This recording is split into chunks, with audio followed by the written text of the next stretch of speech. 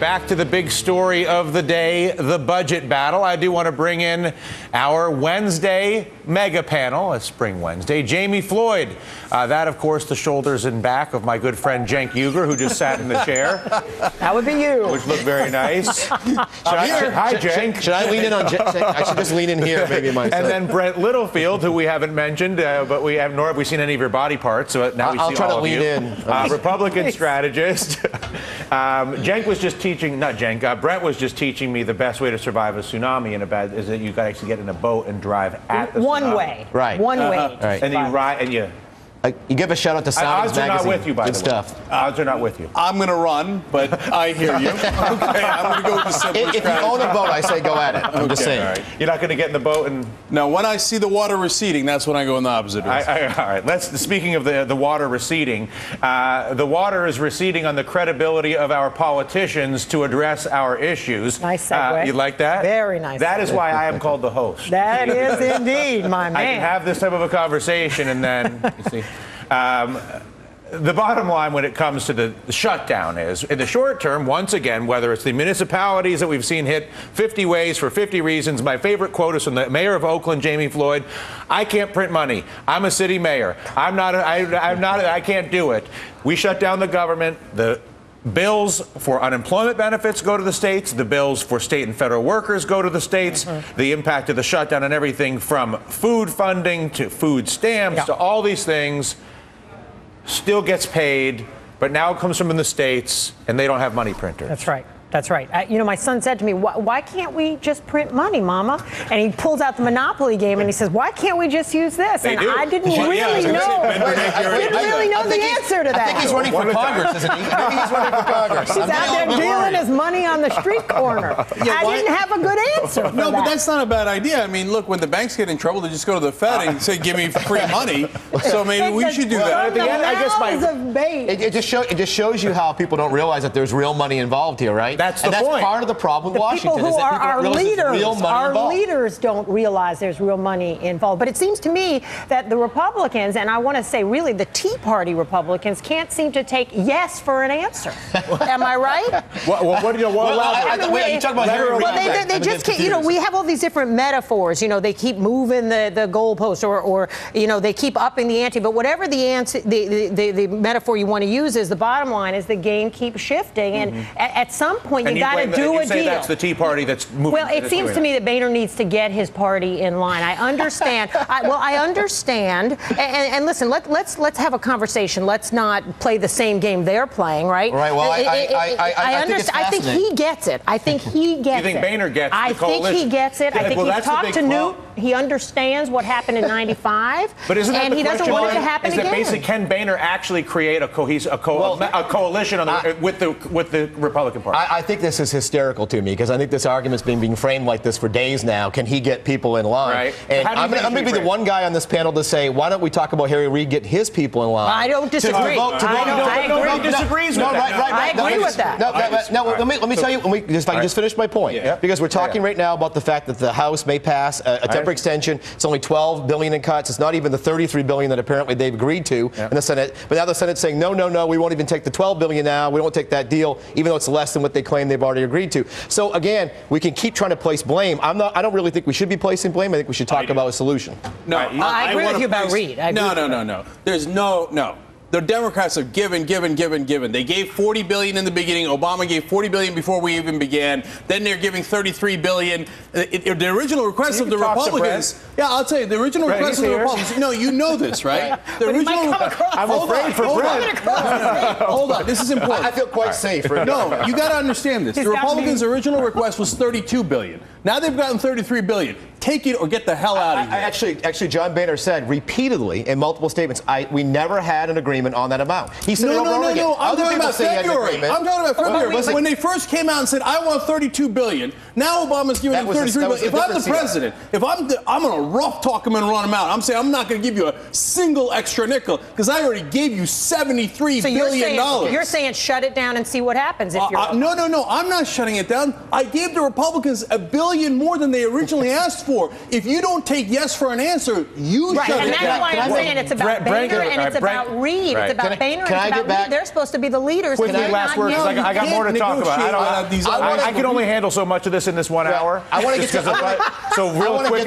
I want to get to big solution. We'll do this very quickly. Go for it. Paul Ryan put out an actual or good plan, at least to start, to have a discussion yesterday, talking about cutting just some spending. That was $6 trillion. That was just some spending. If we can cut that much spending fairly easily, or at least has a plan to do it, we're quibbling now over just 12 to 30 billion with a B. That's 1,000 billion is a trillion. If we can easily cut $6 trillion in the next budget, why are we quibbling over this? That's why I don't like talking about it. But I do agree with, you had Coburn on earlier, and I don't agree with a lot of things he says, but I have to say I agree with what he said at the very, very top. Which is? And it was true when I worked in Washington 15 years ago, and it's still true today. Everybody in Washington is about politics. Nobody is about policy, and that's true on both sides of the aisle. Don't you agree that that is the problem in Washington? I disagree with that, Jamie. Okay, I got to say one last thing. It drives me crazy when we have false neutrality. One side is massively unreasonable here, and the president has given. Hold on, let me finish. Let him finish. And the president has given,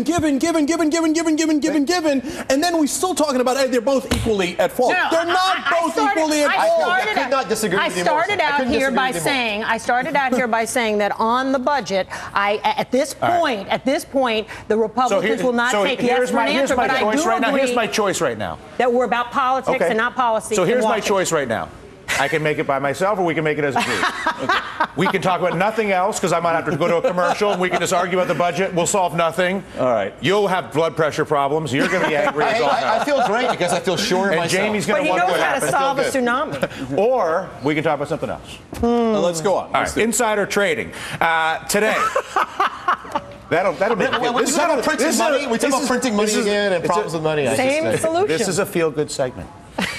Insider trading bust, apparently rampant, is what they're calling it. Again, this specific bust today was a lawyer in Washington, D.C., leaking information to an investor type, which is basically sort of old school insider trading, where a banker or a lawyer knows things, and they call their buddy. They say, "Hey, Jenk, I got this thing about a thing. Anyway, we can spend the money."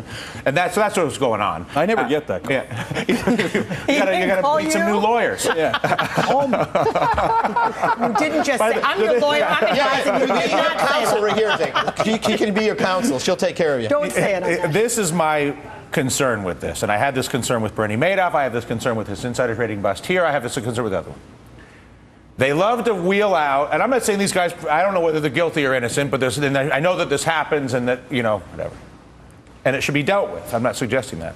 But how do they credibly stand in front of us, Cenk, and offer up these insider trading busts and all the rest of it, while bald-faced sitting in front of us disclosing to us that mortgage bonds that were known to be worthless were being embedded in mortgage-backed securities and then sold without telling the investor in the billions of dollars?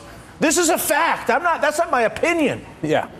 No. There is no fraud investigation. All of the CEOs are untouchable, and we're all supposed to feel like we're okay, and the cops on the beat because we're picking up anteaters like these guys on the side while All right, now the problem here is I 1,000,000% agree with you.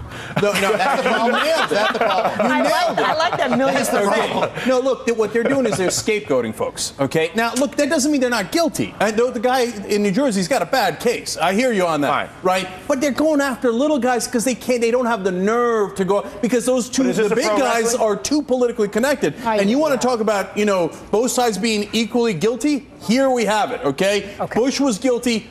And Geithner is guilty as all sin. Well, Obama is too, I hate to tell you. Oh, Obama's the guy who picked him. The Obama holder, the whole Megillah. They never go after the big guys. So we agree there's a systemic problem. Yes. No but question. That does not mean, and I say as a criminal defense attorney, these guys are presumed innocent until proven guilty. This is made out to be a $30 million case involving three of the top firms on Wall Street. I know. But systemic problem. We all agree. We all sit here watching the worthless mortgages get built and sold. We all know the story. Let's talk about something even more uplifting than insider trading in the budget. What could be? Virgin Galactic. All right. So first up, how awesome was that Richard Branson interview, if I don't say so myself? Love it. That was awesome. Do you think Richard Branson's still watching, by the way? I don't You think were coming right through the camera.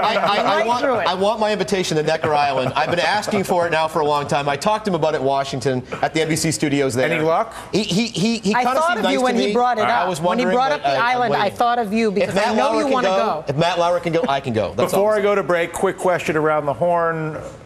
Free trip to space, free trip to the bottom of the ocean, Virgin Galactic, Virgin Oceanic, which do you take?